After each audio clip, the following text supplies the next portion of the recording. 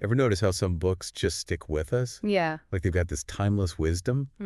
That's what we're diving into today with How to Win Friends and Influence People. Dale Carnegie. Classic. Right. Published back in 1936. Waves. Still relevant. Absolutely. It's amazing. So what's the secret sauce? Why is it still so popular? Well, for one, it almost wasn't. Tiny first print run. Okay. 5,000 copies. That's it. You never know that now. Right. But it hit a nerve, clearly. Must be more than the title, right? Catchy as it is. Oh, for sure. Carnegie, he was on to something universal. It's about how we connect, understanding each other.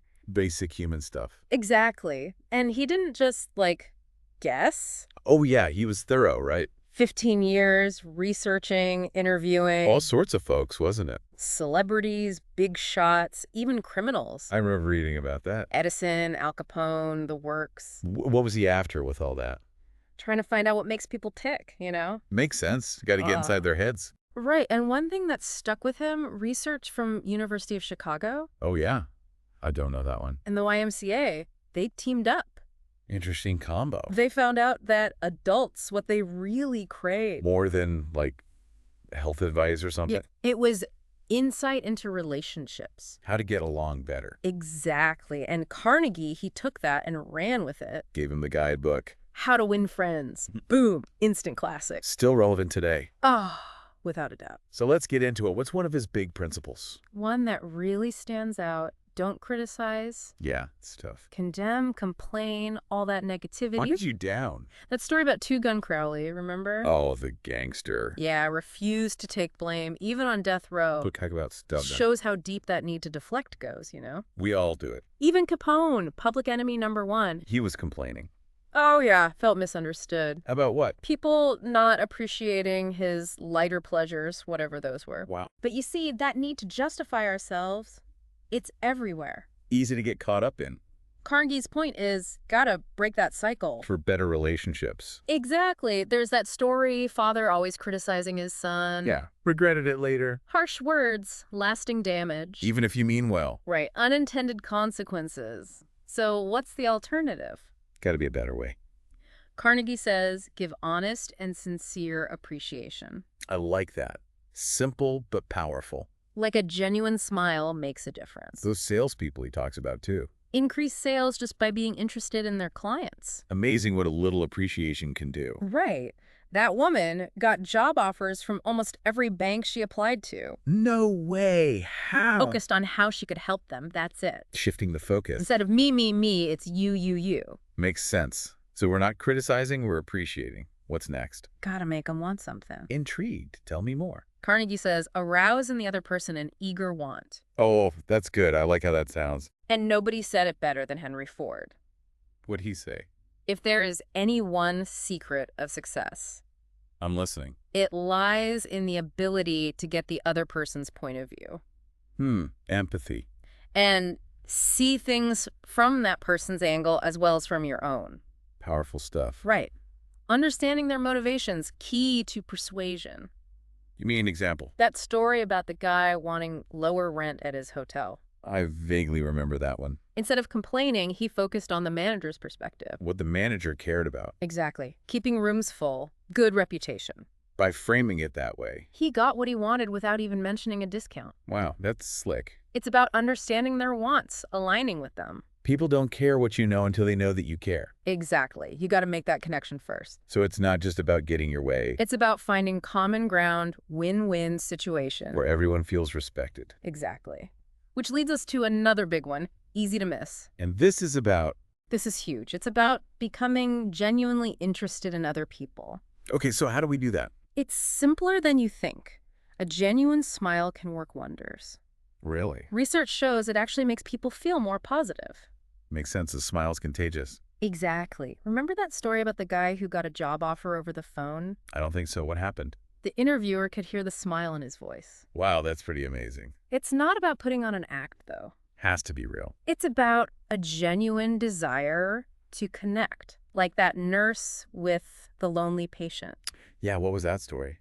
The patient said she was the only one who really seemed to care. Just by taking the time to listen. Exactly. Showing genuine interest makes all the difference. So we're not just trying to impress people, we're trying to understand them. Absolutely. And there's another thing that's super important. Tell me more, I'm hooked. Carnegie says, remember that a person's name is to that person the sweetest and most important sound in any language. Oh yeah, I've heard that before, but it's so true. People feel valued when you remember their name. Like you're acknowledging their individuality. Exactly. Like that Jim Farley, he knew 50,000 names. 50,000. Get out here. How is that even possible? He said it was part of his success. Makes you wonder. Even Napoleon III, the emperor, had his tricks. To remember names. Like, He'd repeat it back, ask about the spelling, anything to stick in his mind. so even emperors saw the value in it. It's that powerful. Yeah? And it doesn't have to be anything fancy. Give me an example. That story about the guy who got extra ham on his sandwich. Just from using the lunch lady's name. Exactly. Little things can go a long way. It's like you're building a connection, right? Yeah. And when people feel valued, it opens doors. So we're being kind, we're remembering names, anything else. This is great. This next one's a biggie. Make the other person feel important and do it sincerely. Okay, I like where this is going. Like that story about the elderly woman giving away her car Why would she do that? because the man she talked to showed genuine interest in her belongings. Just listening, making her feel heard. Exactly. It made her feel valued, appreciated. Wow, that's powerful. Any other examples like that? Remember George Eastman, the Kodak guy? Yeah, vaguely. What do you got? He awarded a huge contract after a potential client complimented his office. Really? Just for that? Well, and for showing interest in his philanthropic work. So it's about recognizing what people value. And appreciating it. Like, that restaurant owner convinced his employee to stay How do you pull that off? just by asking about her life, acknowledging her hard work. Making her feel like more than just an employee. Exactly. And this ties into another important aspect of Carnegie's advice. Which is? Navigating disagreements. Because, let's face it, we don't always see eye to eye. True enough. Everyone's got an opinion. Exactly. And that's where his insights on winning people to your way of thinking come in. This is good. I need this. His first piece of advice might surprise you. Oh, tell me more. He says the best way to win an argument is to avoid it. What? Seriously? Sometimes you gotta fight for what you believe in, right? I get it, but Carnegie, he compares arguments to rattlesnakes Rattlesnakes. Okay, I'm intrigued. and earthquakes. Whoa. Okay. Bit dramatic, but I get the point. They're rarely productive, usually just leave damage behind. So always walk away. He's not saying that. It's about picking your battles. Okay, so how do we know when to engage and when to let it go? Well, he says, remember that most people have a reason for believing what they believe. Makes sense. Everyone's got their reasons. So instead of meeting resistance with a resistance, We should try to understand their perspective. exactly, he suggests a more diplomatic approach, like Ben Franklin. Oh, good old Ben.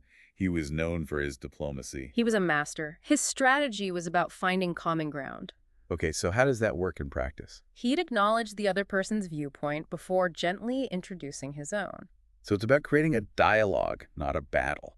Exactly. And when people feel heard, they're more open to listening. Makes sense. All right, back to our deep dive into Carnegie's How to Win Friends and Influence People. We've talked relationships, connecting with folks, but what about when you got to lead? Inspiring change. Any tips from Carnegie on that? This is where it gets really interesting, especially for anyone in charge, Bosses, team leaders, even parents. Exactly. And Carnegie, he was big on this.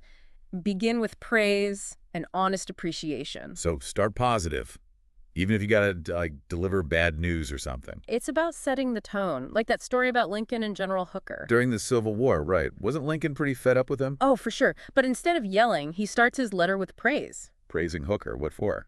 His ambition, his talent, acknowledging the good stuff first. Smart. Soften the blow. Exactly. Makes the other person more receptive to criticism, Catch more flies with honey, as they say. Right. Carnegie, he almost messed this up himself with his niece. Oh, yeah. What happened? She was his secretary, and he was about to lay into her about something.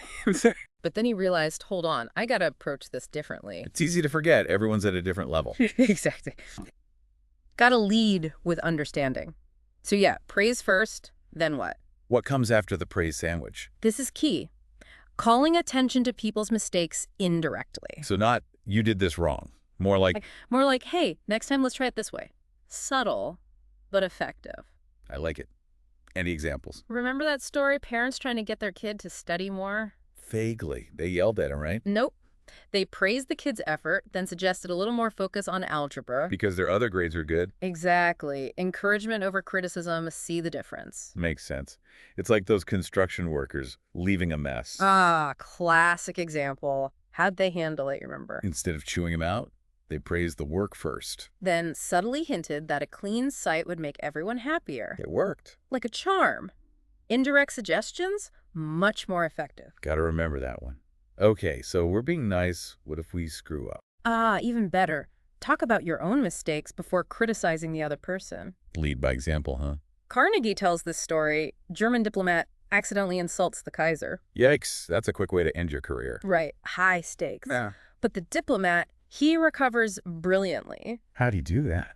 By owning up to his own shortcomings first, it disarmed the Kaiser. Humility, powerful stuff. So we're praising, we're owning our mistakes. What else? Give people freedom, let them take charge. Carnegie was big on that. So less micromanaging, more. More like ask questions instead of giving direct orders. I like that. Makes people feel valued. Exactly. Like that guy, Owen D. Young, famous for this. What do you do? Never gave direct orders, just suggestions, asked for input. Collaboration, I dig it. And when things go wrong, because they will. Ah, gotta let the other person save face. Crucial, that is. Especially in the workplace, right? Nobody wants to be humiliated. Exactly. It's about protecting dignity. Remember Charles Steinmetz? Rings a bell, what do you do? Brilliant engineer, but a lousy manager. So what'd they do? Fired him. Hopefully not. Nope. They created a new position, played to his strengths. Smart. That's the way to handle it, not like that other story. Oh, the supervisor who got yelled at for a mistake. Yeah, poor guy. Public humiliation, totally counterproductive. Destroyed his confidence, right? Yep. Carnegie's all about positive reinforcement instead. Okay, so how do we do that effectively? Simple. Praise the slightest improvement and praise every improvement. Be generous with the compliment. Genuine ones, of course. It's about recognizing effort, progress. I like it. Makes people want to keep trying. Exactly. Remember that woman learning to dance? The one with the two different teachers? Yep. First teacher, all criticism, crushed her spirit. Second one was all about encouragement. And she blossomed. See, everyone responds to positivity. So we're praising progress. What else? This is good. Give the other person a fine reputation to live up to. High expectations. I can get behind that. It's about believing in people even when they don't believe in themselves. Like those kids always starting fires in the park. Exactly. Someone told them, hey, you're good kids, you know better than this. And they stopped. Just like that. It worked. They wanted to live up to that image. Wow, the power of suggestion. Speaking of which... One more thing. Use encouragement. Make the fault seem easy to correct. So even when pointing out flaws, focus on the positive. Exactly. Make it about potential, not failure. Like that kid who was struggling in school. The one who loved TV repair? Yeah. Teacher used that to teach him math, turned him into a top student. Incredible. Okay, so we're praising, encouraging, empowering, anything else. One last tip. Make the other person happy about doing the thing you suggest. So frame it in a way that benefits them. You got it. Yeah. Like that manager wanted the stockroom cleaned up. Did he just order someone to do it? Nope. He explained how it'd make everyone's jobs easier, benefit the whole team. Smart. Turns a chore into a win-win. Exactly. And there you have it. Carnegie's wisdom in a nutshell. Wow, we covered a lot. From personal relationships to leading teams, it's all connected. It is. And the core message is really simple, isn't it? Treat people with respect, kindness, recognize their value. That's it. Even Al Capone, tough guy like that, craved appreciation. Shows we're all human deep down. Exactly. And on that note, I think we've reached the end of our deep dive. I feel like we could keep going. This is fascinating stuff. Me too. But for our listeners, if you want to learn more, pick up the book.